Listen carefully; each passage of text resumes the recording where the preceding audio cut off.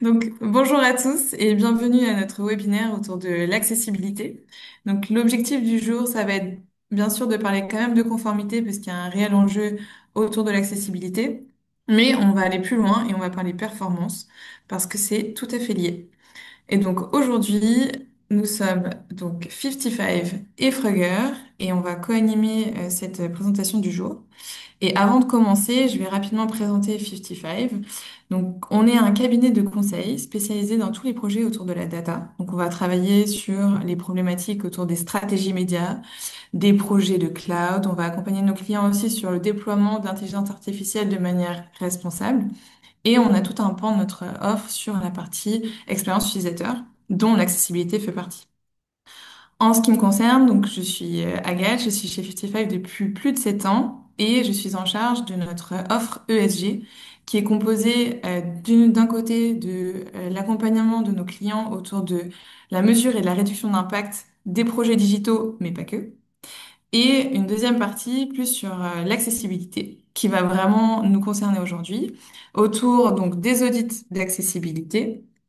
On va également travailler sur l'amélioration de l'accessibilité une fois qu'on a réalisé cet audit. Et enfin, d'intégrer l'accessibilité de manière globale dans les process. Et pour faire tout ça, on est en collaboration directe avec notre partenaire Frugger. Et c'est donc tout naturel qu'on a proposé à Frugger et plus précisément à Ronan de faire ce webinaire ensemble aujourd'hui. Je te donne la main, Ronan. Merci Agathe pour l'introduction. Et donc, ouais, voilà, moi je suis Ronan Rapp, je suis un des cofondateurs d'une entreprise qui s'appelle Digital for Better, une entreprise à mission très engagée autour d'un numérique plus responsable. Et j'occupe la fonction de Chief Product Officer d'une plateforme qui s'appelle Frugger, voilà, qui est éditée par l'entreprise Digital for Better. Et donc, Frugger, c'est une suite logicielle hein, vraiment qui couvre à la fois des sujets autour de l'impact environnemental de l'IT au sens large, matériel, infrastructure, application, digital workplace mais également autour de l'accessibilité numérique où on offre des outils aux équipes projet pour prendre en considération l'accessibilité numérique dans leur quotidien. Et donc, on viendra un peu plus dans le détail de cette présentation en ce que ça couvre et ce que ça concerne. Merci, Ronan. Avant de commencer, on voulait faire un rapide quiz pour un peu prendre la température sur comment vous vous positionnez autour de l'accessibilité. On sait tous que, il y a des enjeux éthiques forts autour de l'accessibilité puisque ça permet d'avoir un site qui permette à tous de naviguer, d'acheter, de consulter vos différents contenus. Donc il y a un enjeu de responsabilité de la part de l'entreprise, mais c'est souvent dépriorisé. Et donc on voudrait savoir ce que vous en pensez au sein de vos entités. Donc je vais lancer un rapide sondage de 3 questions. Ça devrait aller assez vite. Je vous propose d'y répondre directement. Donc, une première question sur les réglementations existantes. Est-ce qu'elles vous concernent ou pas du tout?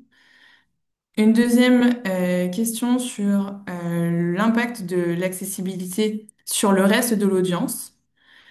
Et enfin, une troisième question sur le fait que l'accessibilité peut coûter plus ou moins cher et nécessite du travail important côté dev. Je laisse encore un petit peu de temps parce qu'on n'a pas encore tout le monde qui a répondu. Et ensuite, je vous partagerai les résultats qui sont très intéressants. Hop, allez, je mets fin au questionnaire et je vous partage les résultats. Donc, ce qu'on voit, c'est que sur la première question autour des réglementations existantes, euh, donc vous considérez qu'elles ne vous concernent pas ou qu'elles ne sont pas contraignantes. A priori, vous pensez qu'elles vous concernent et qu'elles sont contraignantes. Donc, c'est aussi probablement la raison pour laquelle vous êtes présent aujourd'hui. Donc, ça tombe bien.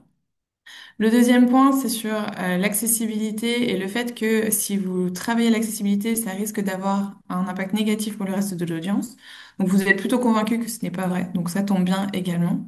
Et enfin, sur le fait que l'accessibilité coûte cher et nécessite beaucoup de travail côté dev, là, les réponses sont plus mitigées. Et il y a une partie de vous qui considère que ça a quand même un coût et un travail important côté dev.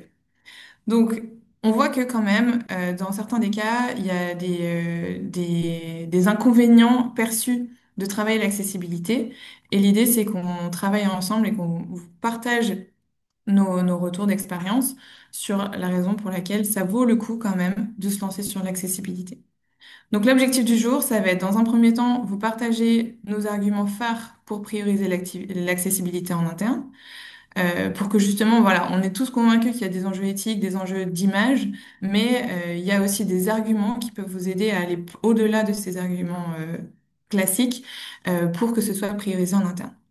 Et une fois que vous aurez convaincu tout le monde, ben, la question c'est comment on va s'y prendre. Et donc, on va vous partager nos recommandations pour que, bah, justement, vous mettiez en place une accessibilité qui soit aussi source de performance économique.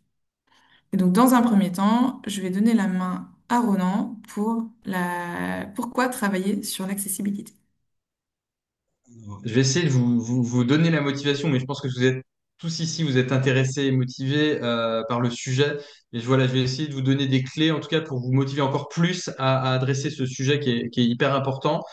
Bon, c'est pas le plus important pour moi, mais c'est ce qui fait bouger un petit peu les lignes en ce moment, c'est qu'on a une réglementation et une loi qui existe, une loi qui est pas nouvelle, hein, puisqu'elle existe depuis 2005 autour de l'accessibilité numérique en France.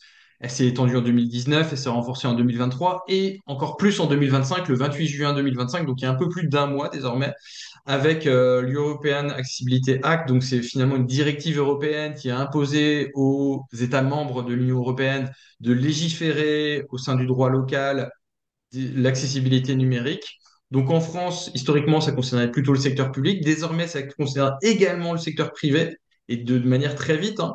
Donc, ça veut dire toute entreprise qui fait plus de 2 millions d'euros de chiffre d'affaires ou alors qui a plus de 10 salariés et qui propose des services comme des plateformes e-commerce, comme des médias, comme des services bancaires, de transport ou de téléphonie, bah, tous ces acteurs sont aujourd'hui concernés par la loi. Cette loi, elle peut entraîner des sanctions allant jusqu'à 25 000 euros tous les 6 mois, puisque c'est reconductible. En fait, si vous ne faites rien, si vous voilà, ça peut être des sanctions qui peuvent être reconduites. Et tout ça par support. Donc un support, c'est un site web, c'est un support. Si vous avez 3 sites web, c'est potentiellement 3 fois 25 000 euros d'amende en risque. Tout ça est notamment géré par l'ARCOM, mais également par l'ARCEP en fonction du secteur d'activité dans lequel vous êtes, parce que il y a finalement la police de l'accessibilité est portée par soit l'ARCOM, soit l'ARCEP, soit dans le service bancaire, une autre entité en tout cas. Voilà, donc ce qu'il faut se dire, c'est un peu aussi comme le Nutri-Score. C'est qu'aujourd'hui, on a un cadre qui est le RG2A en France, le référentiel général. Je vais perdre les deux. Ah, il y a accessibilité et d'audit d'accessibilité peut-être. En tout cas, bon, le RG2A, c'est un petit peu le Nutri-Score français de l'accessibilité.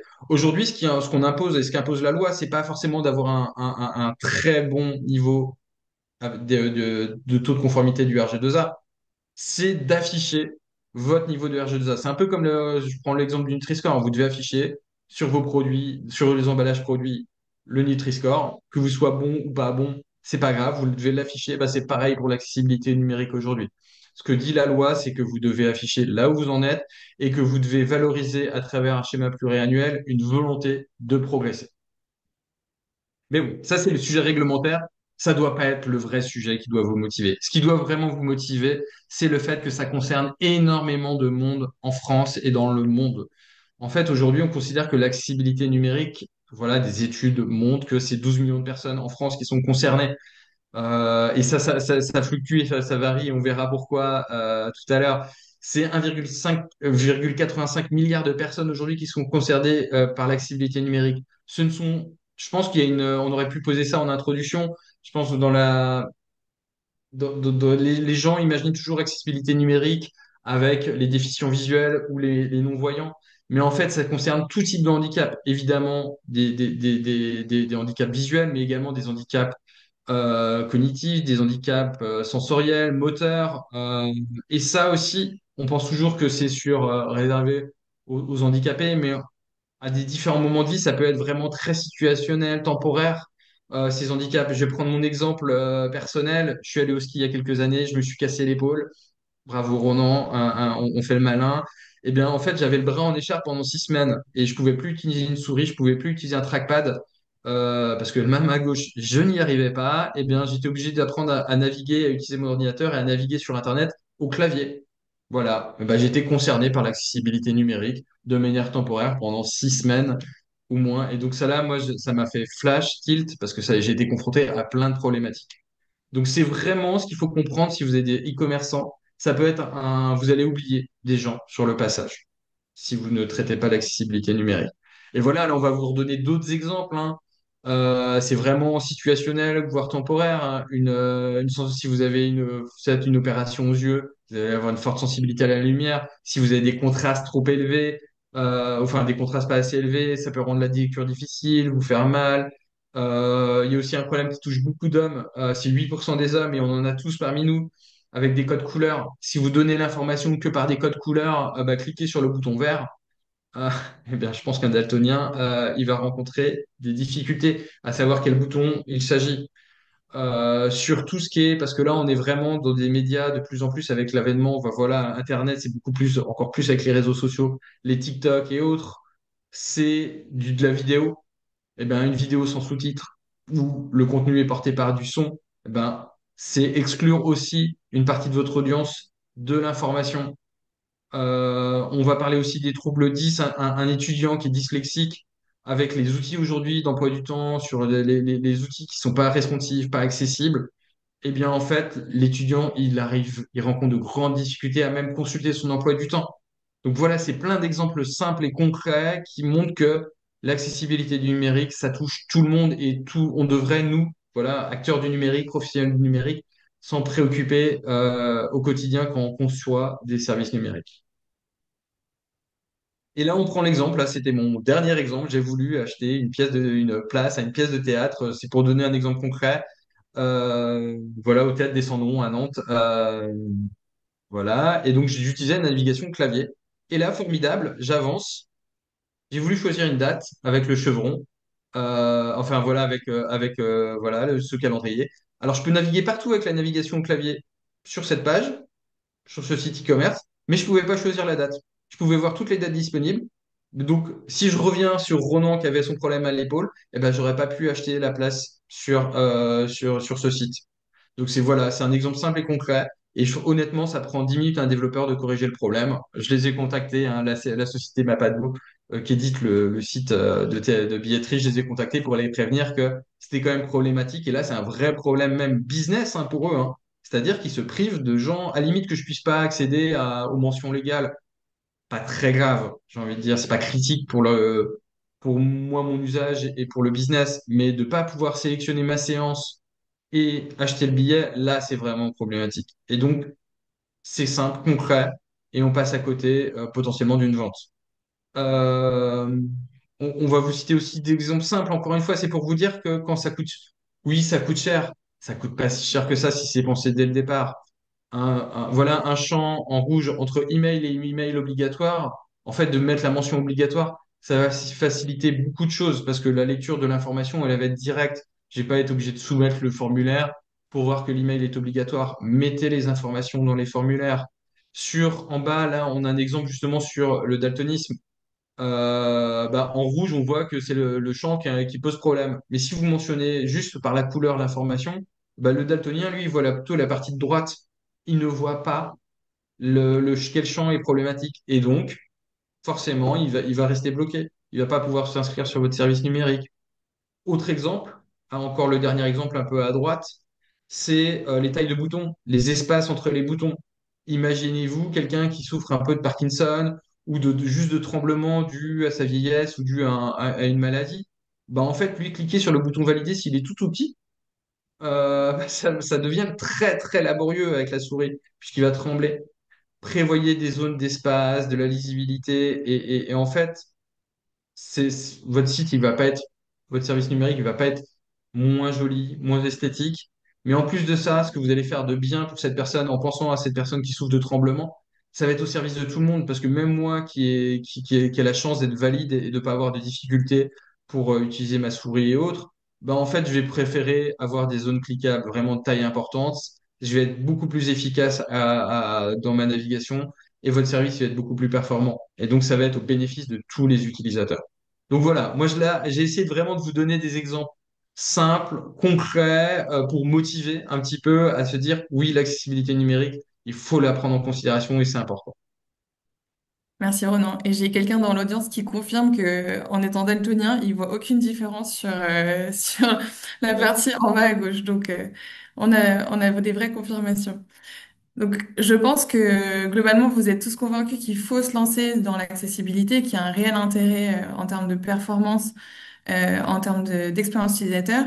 Et la question se pose de bah, comment on s'y prend. Donc, quand on veut s'atteler à l'accessibilité numérique, on a quatre façons de s'y prendre.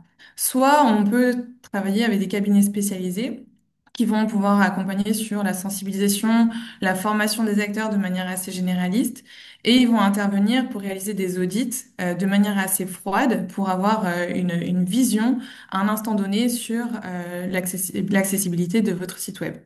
La difficulté, c'est qu'on va être sur quelque chose de ponctuel et on va parfois aussi avoir du mal à solliciter ces cabinets qui sont souvent très demandés. La deuxième façon de s'y prendre, ça va être de travailler avec des outils de surcouche. Donc concrètement, c'est des outils qui vont s'afficher directement sur le site. On va pouvoir cliquer et dire, bah voilà, je suis daltonien, du coup j'aimerais avoir des contrastes de couleurs un peu différents, ou alors j'ai des problématiques de motrices et du coup j'aurais besoin que les boutons soient de telle ou telle façon. Donc ça va vraiment améliorer de manière ciblée l'accessibilité de votre site web. Le problème, c'est qu'on va être sur des corrections qui sont superficielles et qui vont pas être suffisantes pour répondre aux obligations légales qui nécessitent d'avoir un score d'accessibilité. Et en plus de ça va pas améliorer l'expérience utilisateur globale de tout un chacun. Donc, et enfin, un dernier inconvénient, c'est qu'on va avoir une surcouche supplémentaire, donc potentiellement un temps de chargement supplémentaire et ou un impact environnemental supplémentaire du fait de ces chargements en plus. À côté de ça, on a un autre type d'outil qui est assez prometteur, à savoir des outils qui permettent de faire des audits automatiques. Donc, c'est super pratique parce que ça permet d'avoir un premier aperçu sur l'accessibilité, parfois de manière gratuite. Mais l'inconvénient, c'est qu'on va traiter seulement une partie des critères du référentiel d'accessibilité. Et donc, on va pas pouvoir être en conformité par rapport aux attentes réglementaires. Et ça va pas permettre d'améliorer l'ensemble de l'expérience utilisateur globale. Donc, ce qu'on propose, nous, avec Frugger, c'est de travailler donc l'accessibilité de manière intégrée, en intégrant l'accessibilité dans l'ensemble des process pour que ce soit vraiment traité de manière efficace et qu'on finisse par en réduire à la fois le coût et le temps associé sur le temps long. Et on va aussi proposer une approche pragmatique qui sera orientée plutôt sur l'expérience utilisateur de tous, plutôt que uniquement sur de la conformité pure et dure. Donc, comment on s'y prend pour faire cette accessibilité intégrée? On va le faire en trois étapes. La première étape, ça va être de travailler sur un audit accompagné avec l'outil Frugger. Ensuite, on va réaliser un plan de correctif qui sera basé sur les enjeux d'expérience utilisateur. Et enfin, d'intégrer l'accessibilité dans l'ensemble des pratiques. Donc pour commencer, on va réaliser donc l'audit avec Frugger. Donc on a fait une petite vidéo pour présenter justement comment on réalise un audit d'accessibilité. Donc là, on a une petite présentation de Frugger où on va commencer à configurer donc l'audit pour le site du théâtre. Donc on configure le service et on choisit le type d'audit. Donc en l'occurrence, un audit complet de 106 critères du RG2A. Et donc, quand on arrive sur le site, on a ce plugin qui s'affiche, qui permet donc de réaliser de manière automatique une partie des vérifications. Donc, on peut lancer l'audit et on a donc à peu près 20% des critères qui sont vérifiés de manière automatique. Et ensuite, on va être complètement guidé sur chacune des catégories pour venir vérifier manuellement si on considère que ça fonctionne bien ou pas. Et donc, on va avoir des questions qui nous sont posées. Et l'avantage de faire ça, c'est qu'on va pas avoir besoin de regarder bah, critère par critère, élément par élément, dire oui ou non. on va d'abord venir qualifier les différents éléments et ensuite, on va nous poser des questions qui nous permettront de répondre à plusieurs critères en même temps. Et donc, c'est ce qu'on peut voir en ce moment. Et donc là, on va faire l'exercice sur la navigation, puisque c'était ce qui posait problème tout à l'heure. Donc, à nouveau, on lance le chargement pour que ce soit fait de manière automatique. Ensuite, on nous pose plusieurs questions. Donc, est-ce que les menus sont toujours à la même place? Est-ce que la page plan du site est pertinente? Donc là, on n'en a pas, donc c'est inapplicable. Ainsi de suite. Donc, on va vraiment répondre à toutes ces questions. Et ensuite, nous pareil sur le moteur de recherche.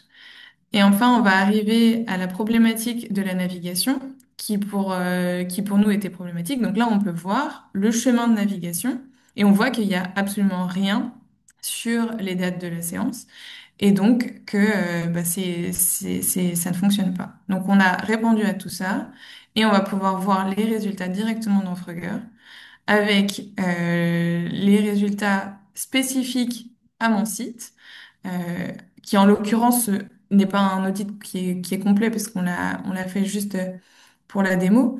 Mais on peut voir du coup sur la page qu'on a auditée, on va pouvoir voir chacun des critères qui ont été audités.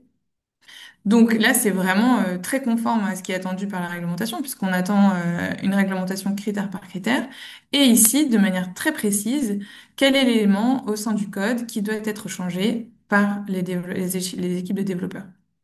Si on présente un autre service pour lequel on a fait un audit complet, enfin en tout cas de 25 critères, voilà comment ça se présente. Donc on a un taux de conformité global et à nouveau, on pourrait avoir toutes les recommandations.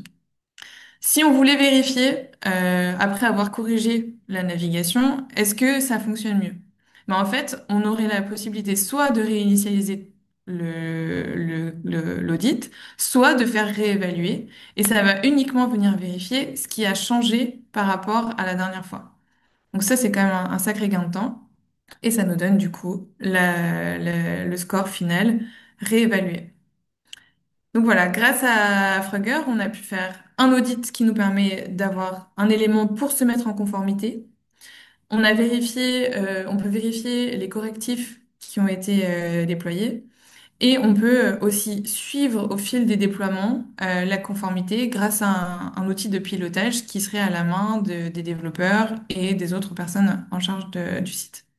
Je sais pas si Ronan, tu Ouais, voulais c'est ça qui est, ajouter quelque chose. ouais, c'est ça qui est intéressant aussi. Ce qu'on a peut-être valorisé aussi, c'est la démarche un peu pédagogique, c'est-à-dire que vos développeurs, ils sont, ou vos équipes digitales, hein, les product owners, les développeurs, les designers, etc., sont potentiellement formés à l'accessibilité, mais c'est pas leur quotidien. Et en fait, cet outil, il a été pensé avec un cabinet aussi des experts en accessibilité. Il a été pensé pour vraiment dans une démarche pédagogique, pour aider les équipes à faire progresser leur niveau au fur et à mesure sur l'accessibilité numérique. Le fait de répondre à ces petites questions permet de mieux comprendre les problématiques de l'accessibilité numérique et de mieux les adresser dans les développements futurs.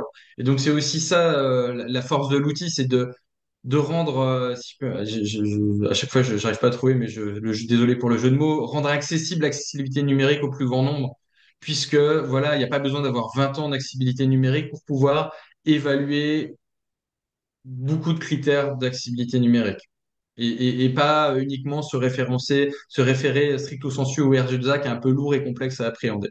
Donc voilà, n'hésitez pas, enfin en tout cas, on pourra organiser des démonstrations par ailleurs si vous êtes intéressé en dehors de ce webinaire avec Agathe et toutes les équipes.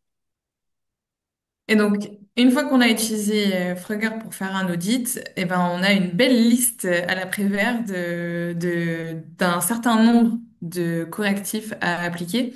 Et c'est là où souvent ça devient complexe et où en fait on se retrouve à avoir des tickets qui sont dépriorisés par les équipes parce que bah, moins prioritaires que d'autres dans le backlog. Et donc là, c'est là où on propose du coup de travailler justement sur ce plan correctif. Donc, quand on a tous nos critères, on a l'habitude de se poser la question, bah, l'accessibilité, j'ai un enjeu, je veux être conforme. Donc, je veux que mon taux de conformité soit le plus haut possible. Donc, par exemple, si j'ai sur le critère de l'image qui doit contenir une description, j'ai une seule image qui est en défaut, bah, je vais venir travailler sur cette image, peu importe où elle se trouve, peu importe si elle est utile cette image, je vais corriger ça, comme ça j'améliorerai ce critère-là et donc mon taux de conformité global. L'inconvénient d'utiliser uniquement ce KPI-là de taux de conformité, c'est qu'en fait, cette image-là, elle n'a pas vraiment d'intérêt pour l'expérience utilisateur. Elle est peut-être au fin fond d'une page qui n'est jamais consultée, et donc il n'y a vraiment pas d'intérêt. Par contre, j'ai une autre problématique, c'est j'ai un formulaire dont l'un des labels n'est pas suffisamment précis. Ce formulaire-là, c'est un formulaire d'inscription, c'est vraiment l'objectif même de mon site web. Donc si mon formulaire n'est pas parfait, bah non seulement je vais perdre des gens en termes d'expérience utilisateur, et en plus de ça, bah, pour ceux qui sont en situation de handicap, bah, ils vont avoir des vraies difficultés et ça va les exclure de mon parcours. Donc il y a une vraie criticité en termes d'accessibilité. Et donc, quand on prend en compte ces différents critères, on va du coup venir prioriser des éléments, des correctifs, qui ont un intérêt vachement plus fort que uniquement sur le critère de la conformité. Donc, ce qu'on propose, nous, c'est de repartir de cette liste de correctifs, de les noter selon ces quatre critères et de définir le plan de correction selon ces différents critères. Une fois qu'on a identifié les critères qu'on considère être prioritaires, il va falloir les mettre en œuvre. Et ce qu'on propose, nous, c'est de réaliser des A/B tests justement sur les critères qui sont considérés comme prioritaires pour justement valoriser l'intérêt des travaux qui sont réalisés sur l'A/B test. Parce que comme ça, on a déjà l'intuition, mais une fois que c'est fait et qu'on a de la donnée pour justifier, ah oui, en fait, quand on a changé, par exemple, le contraste autour de ce bouton, si j'ai changé ça et que j'ai amélioré à la fois le taux de clic et peut-être même le taux de conversion, bah dans ce cas-là, ça justifie les potentiels futurs efforts qu'on va réaliser par la suite sur la suite du plan de correction. C'est Donc, exactement voilà. ça. En fait, c'est hyper important parce qu'on voit malheureusement trop dans les organisations, les décideurs qui sont peut-être moins sensibles à ce sujet-là, dire non, mais l'accessibilité, je verrai ça plus tard, ça coûte trop cher, ça va être encore des développements, je vais pas avoir de ROI. Derrière, finalement, si je passe 3 jours de développement à améliorer l'accessibilité, je vais peut-être pas avoir le ROI. Et en fait, utiliser la B-test pas comme un levier pour vérifier, enfin, pour voir si ça marche ou pas, mais c'est surtout pour valoriser auprès de la hiérarchie que dire, OK, bah, grâce à ça, en fait, j'ai augmenté mon taux de conversion de X points. Et regardez, donc si on mène encore plus d'efforts au service de l'accessibilité numérique, je vais encore améliorer ma performance business. Parce que malheureusement, dans les temps qui courent, la performance business reste le cœur des préoccupations de nos décideurs. Et donc voilà, c'est un vrai levier hyper intéressant que je trouve de mettre en place de la B-test autour de l'accessibilité numérique, même si, in fine, il faut que la version accessible, ce soit la version disponible pour tout le monde. Mais temporairement, ça permet de valoriser en tout cas la démarche. Et donc, une fois qu'on a réalisé ce plan de correction, on a fait le plus gros du travail. C'était quand même assez conséquent. On a fait un vrai audit, on a fait un vrai plan de correction. Et l'idée, c'est qu'on n'ait pas besoin de refaire toute cette machine tous les ans ou tous les 3 ans. Donc, on propose vraiment d'intégrer l'accessibilité pour qu'elle soit pas faite comme on l'a fait en l'occurrence de manière rétroactive, mais que ce soit fait en continu. Et pour ça, on propose d'intégrer l'accessibilité dans les process dev avec, dans un premier temps, un guide personnalisé sur les bonnes pratiques qui sera basé sur l'audit, voire qui peut même être intégré dans les documentations qui existent déjà sur les bonnes pratiques autour de l'expérience utilisateur pour que vraiment ce soit intégré dans votre façon de travailler au quotidien. La deuxième chose à travailler, ça va être de l'intégrer dans les process. Donc, si par exemple je vais créer un ticket, bah, peut-être qu'il faut que je vérifie une certaine checklist de ces tickets pour s'assurer que l'accessibilité, elle fonctionne bien.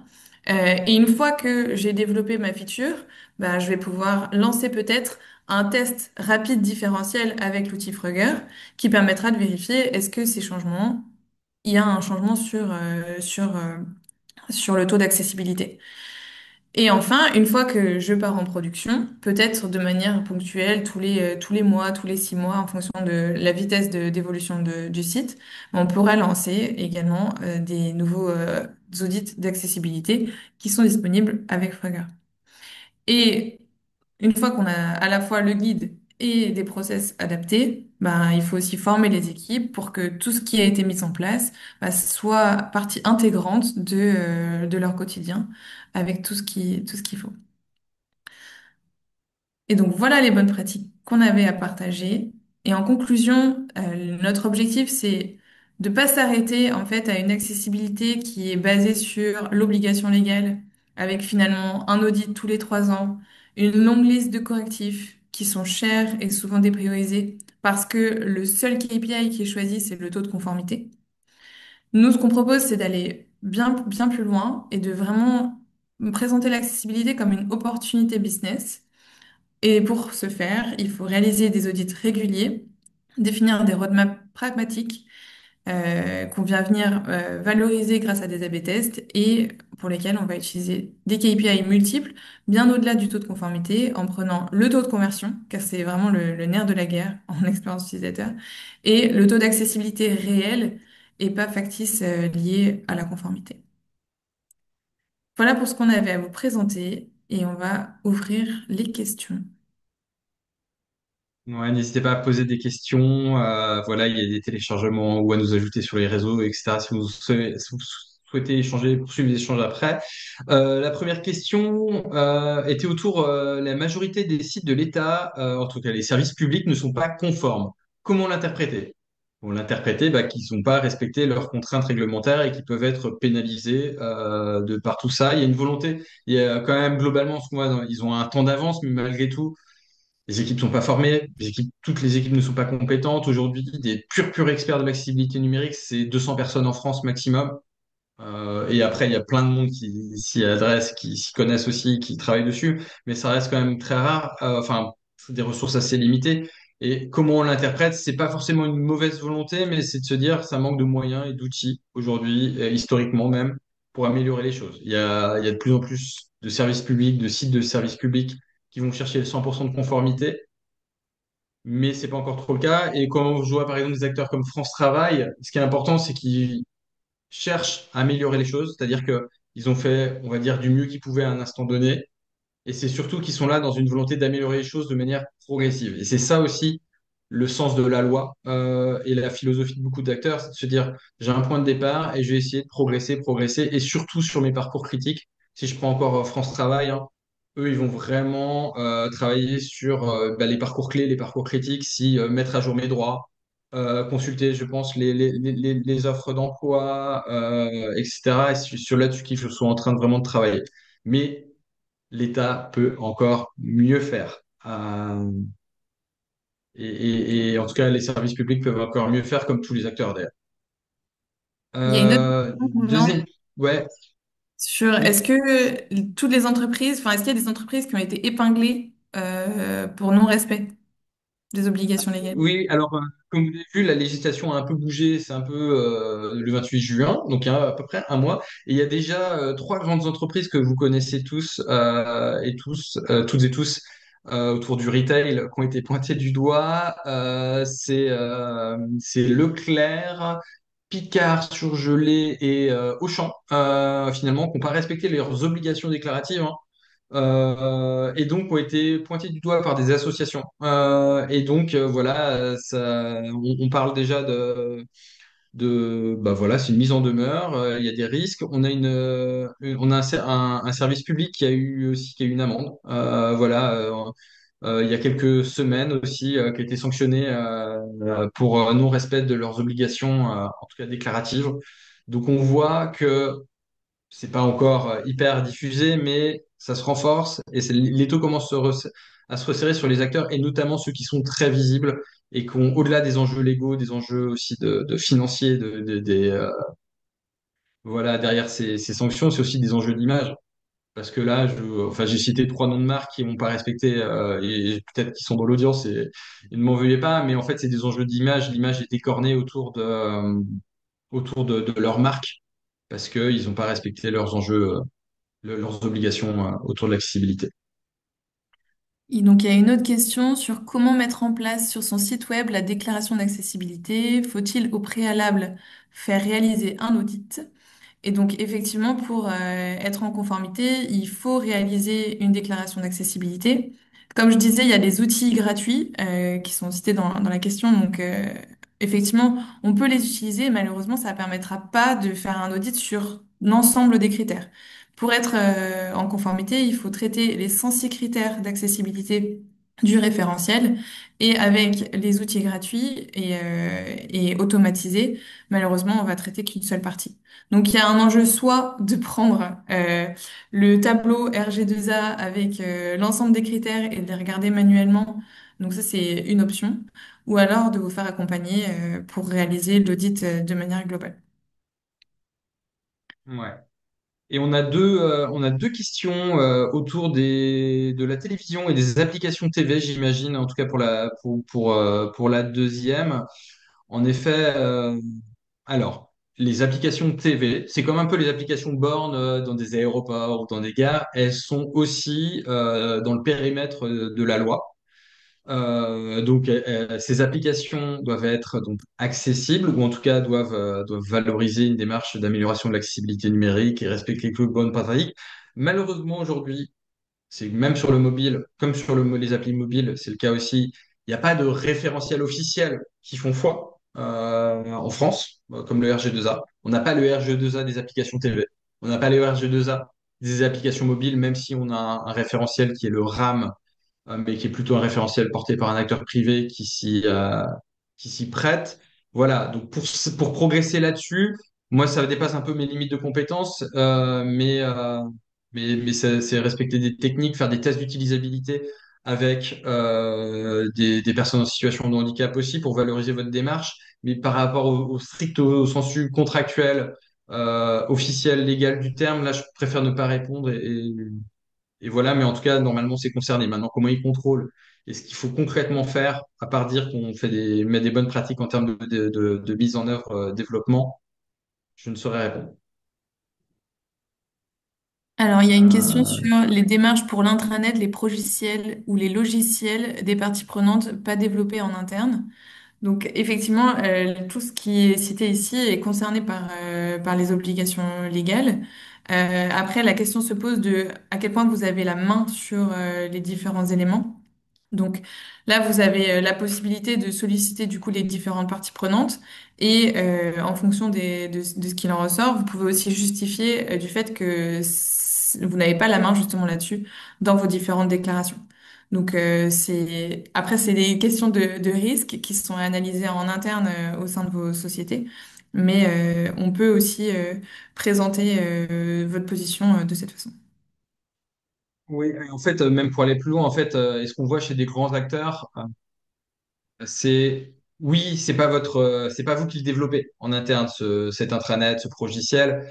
Donc, imposer, quand vous faites le choix d'un progiciel, quand vous faites le choix d'un intranet, enfin d'une solution d'intranet, déjà, challenger, regarder s'ils ont une démarche d'amélioration de l'accessibilité numérique, ça me paraît un peu évident, mais imposez-leur à ces acteurs-là de remplir les obligations légales.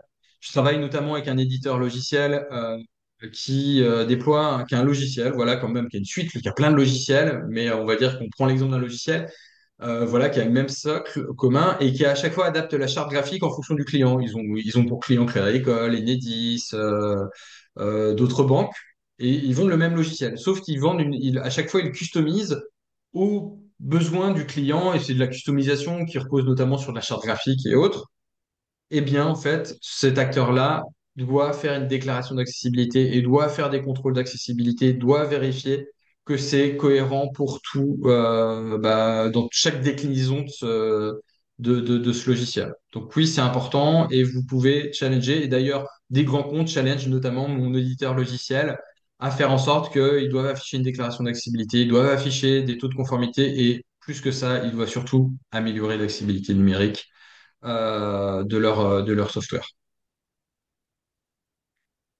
Je pense qu'on va s'arrêter là Euh, sur les ouais, questions.